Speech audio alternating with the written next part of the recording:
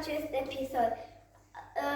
Dacă nu știți ce haină e asta, e un șurț să nu mă murdărez. Și e un pic cam mare, dar hai să începem un pic. Oh! O chestie importantă. Zi, mami, chestii. Cât e? 5.000.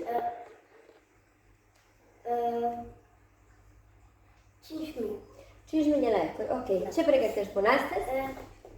Nuggets. De? De Pui. pui. Acum spui ingredientele. Un piep de pui. Ouă cu sare și pe smet amestecat cu fulgi de mălai. Fulgi de porumb sfărmați. Da, și ou, peste ou, când puneți trebuie un pic de sare. Ok. Prima dată se bat ouăle, să se amestece albușul cu gălbenușul. Și cu sare. Și cu sare. Deci când fac pizza cu ou înăuntru. Punem pieptul de pui în ouă amestecate cu sare și balbuș și cu gălbenuș. Și apoi pieptul de pui amestecat cu ouăle.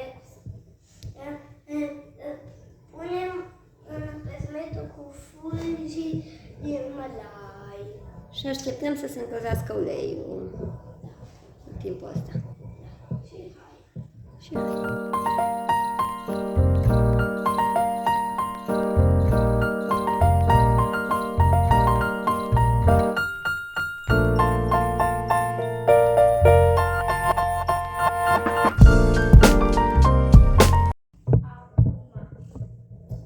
Pun nuggets în ulei și cu tactica mea. Tactica ta.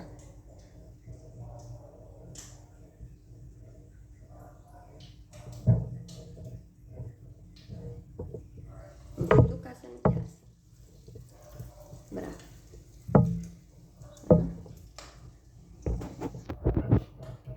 Da, acum începem să scoatem. Le scoatem după ce s-o prăjit. Oh, ce bine arată, Gamli. Da, arată foarte bine. Și miroasă și mai bine. Lasă un pic acolo deasupra de ăsta să se storcă. Ține așa un pic, da, așa, bravo. Să se storcă, așa, perfect. Bravo. Așa nu putea tu lei. Bun, și continuăm până terminăm toți nuggets. Ce bine? Ok. Acum că eu am gătat toți nuggetsii, cum? Și noi ne avem la viitoare. Da. Pa, guști? Să vezi cum a ieșit? Exact. Ai gustat? Și-s buni? Da. Îi recomanzi? Da. Ok. Ne auzim data viitoare. Da.